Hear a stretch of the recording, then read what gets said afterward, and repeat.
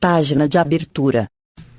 Do livro Fonte Viva, psicografado por Francisco Cândido Xavier pelo Espírito Emmanuel. Número da mensagem 157. Título: Crianças.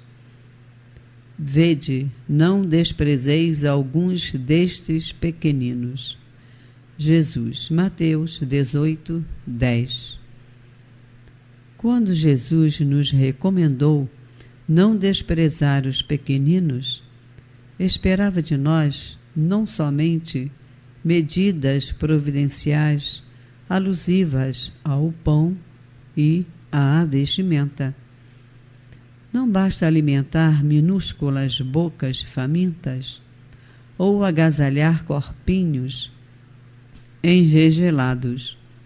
É imprescindível o abrigo moral que assegure ao espírito renascente o clima de trabalho necessário à sua sublimação.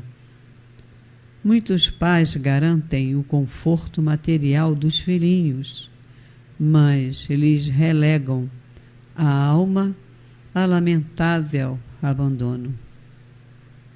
A vadiagem na rua fabrica delinquentes que acabam situados no cárcere ou no hospício, mas o relaxamento espiritual no reduto doméstico gera demônios sociais de perversidade e loucura que, em muitas ocasiões, amparados pelo dinheiro ou pelos postos de evidência, atravessam largas faixas do século, espalhando miséria e sofrimento, sombra e ruína, com deplorável impunidade à frente da justiça terrestre.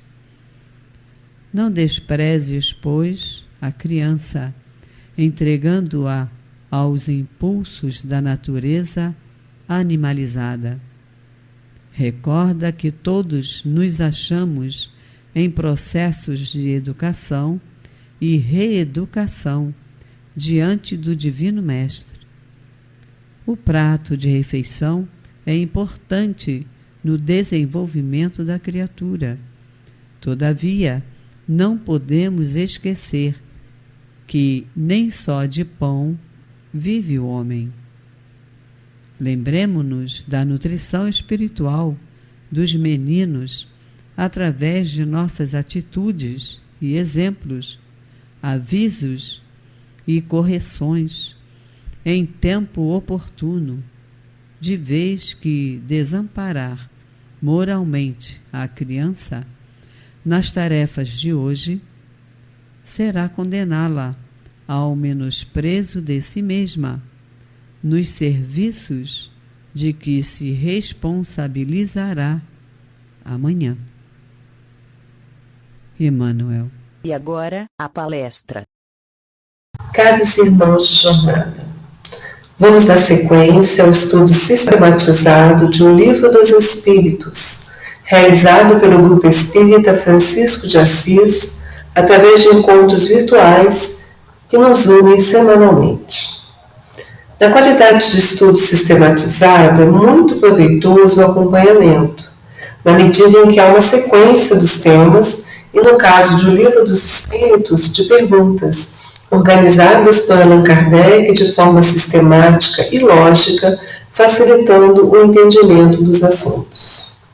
Assim, estamos na segunda das 4 partes de um livro intitulado Do Mundo Espírita ou Mundo dos Espíritos, que é subdividido em 11 capítulos, que tratam dos seguintes temas: espíritos, encarnação dos espíritos, volta do espírito extinto à vida corpórea, à vida espiritual, pluralidade das existências, considerações sobre a pluralidade das existências, vida espírita, retorno à vida corporal, emancipação da alma, intervenção dos espíritos no mundo corpóreo, ocupações e missões dos espíritos e os três reinos.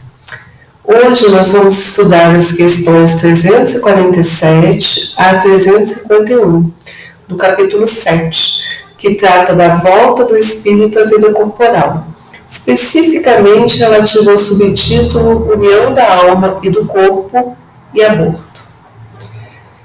Então, na questão 347, Kardec pergunta: que utilidade encontrará um espírito na sua encarnação em um corpo que morre poucos dias depois de nascido?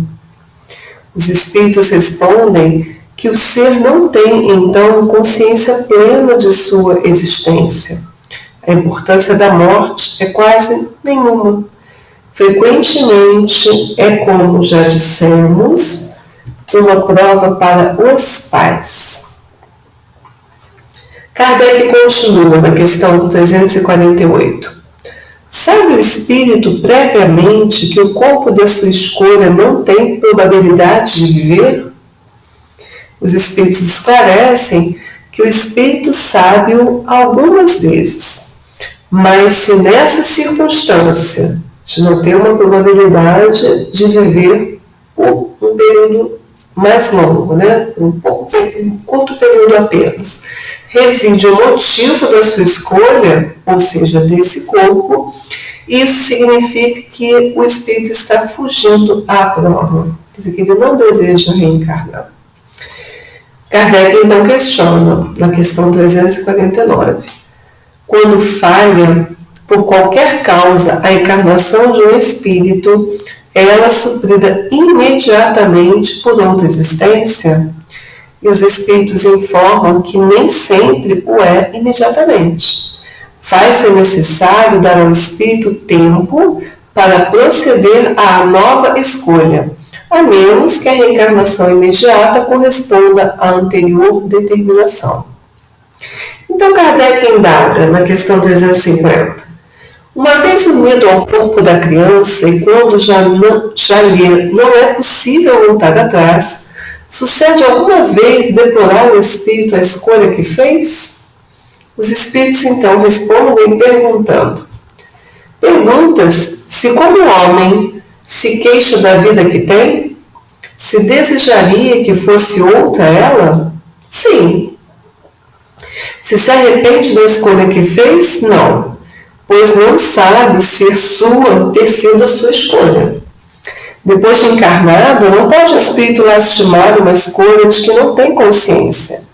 Pode, entretanto, achar pesada demais a carne e considerá-la superior às suas forças. É quando isso acontece que recorre ao suicídio.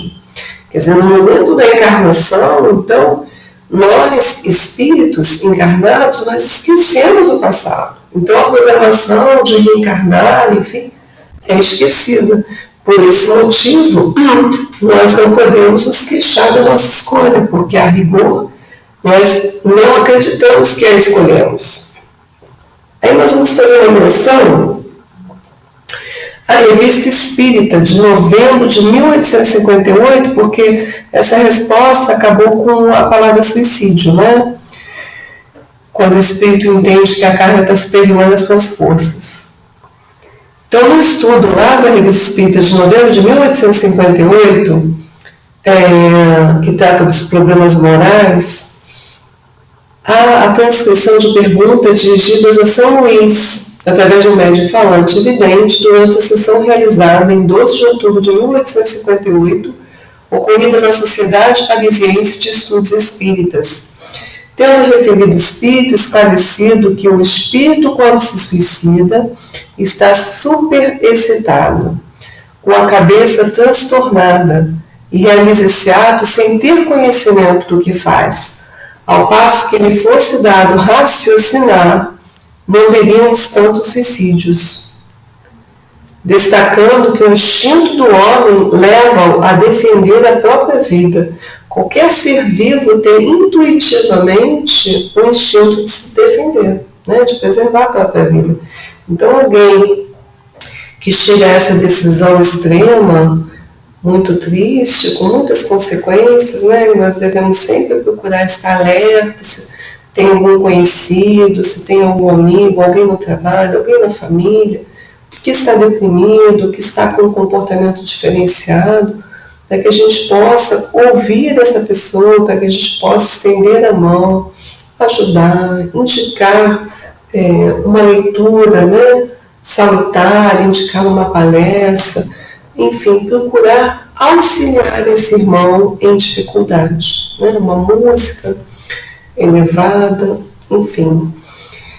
Por fim, Kardec questiona na questão 351 se no intervalo que medeia da concepção ao nascimento goza o espírito de todas as suas faculdades.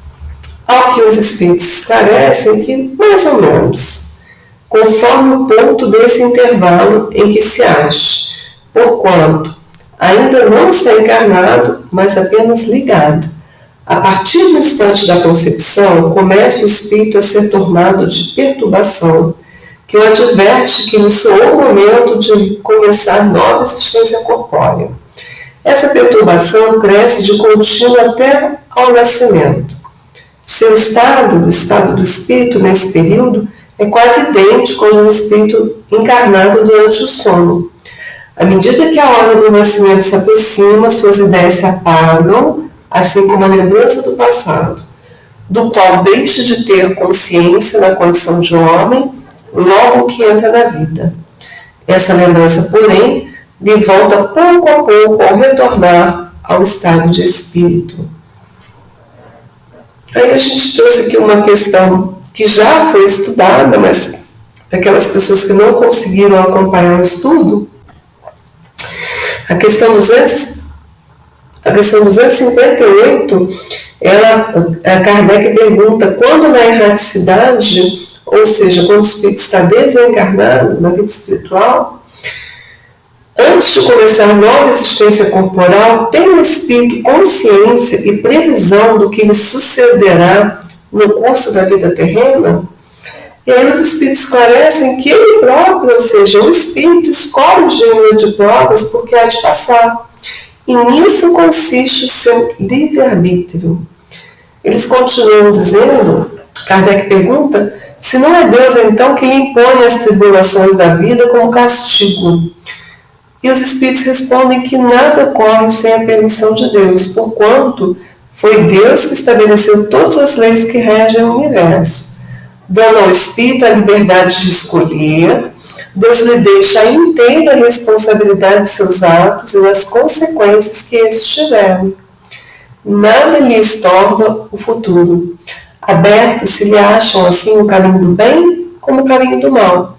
Se vier a sucumbir, restar-lhe-á a consolação de que nem tudo se lhe acabou e de que a bondade divina lhe concede a liberdade de recomeçar o que foi mal feito. E numa questão futura, né, que a gente ainda vai estudar, questão 393, os espíritos declaram que quando o espírito volta à vida espírita, diante dos olhos se lhe estende toda a sua vida pretérita. Vê as faltas que cometeu e que deram causa ao seu sofrer, assim como de que modo as teria evitado. Reconhece justa a situação em que se acha e busca então uma existência capaz de reparar a que vem de transcorrer. Escolhe provas análogas às que não soube aproveitar ou as lutas que considere apropriadas ao seu adiantamento e pede a espíritos que lhe são superiores que o ajudem na nova empresa que sobre si toma, na nova escolha, né? Ciente de que o espírito que lhe for dado por guia nesta outra existência, todos nós temos um guia espiritual, né? O anjo da guarda que nos acompanha ao longo de toda a nossa existência, nos ajudando, né? Nos intuindo, nos inspirando o melhor caminho, as melhores decisões. Então esse espírito vai se esforçar por levar a reparar suas faltas, dando-lhe uma espécie de intuição das em que incorreu. Há também, quem tiver a possibilidade de ler, no Evangelho segundo o Espiritismo, lá no capítulo 5, que trata de bem-aventurados os aflitos, tem uma parte específica de causas anteriores das aflições, né, o item 6, que é muito interessante nós estudarmos como complemento do que a gente está estudando agora, de que todo efeito tem uma causa, né? Às vezes o sofrimento, às vezes os nossos problemas que nós passamos na vida atual, ou foram causadas nessa mesma vida, por nossa falta de cuidado, com saúde, etc., ou foram, muito provavelmente, fruto de vidas pretéritas, né? Do mau uso também em vidas pretéritas. Então, esses sofrimentos, ou provas, não são ao acaso, né? É importante que a gente confie em Deus, na justiça de Deus, possamos passar pelas nossas provas com resignação e certos que nós venceremos. Se a gente está passando por ela, é porque a gente é capaz de superar, né? Então, quem tiver condição de ler o capítulo todo, é muito bom, tá bom? Então, assim, nós vamos encerrar, porque a gente nunca pode esquecer que Deus é justo, mas muito além disso, Ele é misericordioso, né? Enfim, então, nós todos chegaremos à perfeição relativa que nos cabe e, consequentemente, a felicidade, né, ao qual nós somos fadados. Então, a gente precisa sempre lembrar de Deus como Pai de amor e bondade, que nos fortalece na fé, para que possamos viver da melhor forma, fazendo todo o bem que nós pudermos, buscando vencer as nossas más tendências, nos observando, calando, sabendo ouvir, né? Vendo a utilidade do que nós vamos falar, se é necessário, se é verdadeiro, se tem generosidade, perdoando as ofensas e seus ofensores, evitando o julgamento do próximo, pois na realidade todos nós estamos a caminho, né? Nesse caminho de evolução, aprendendo, e todos somos necessitados do exercício do perdão e do verdadeiro amor, da generosidade, da paciência e do que há de melhor em nós, sempre. De forma que quando chegar a nossa hora de retornar à nossa paz espiritual, que nós vamos ver o filme da nossa vida, a gente não se arrependa de tantas coisas, né? Que a gente possa ter a paz de nossa consciência, que a gente se esforçou, que a gente procurou fazer o nosso melhor, tá bom? Então, que Deus esteja conosco, nos cuidando, nos amparando, nos inspirando, né? E nos fortalecendo, e que nós tenhamos uma semana produtiva e muito feliz. Fiquem com Deus.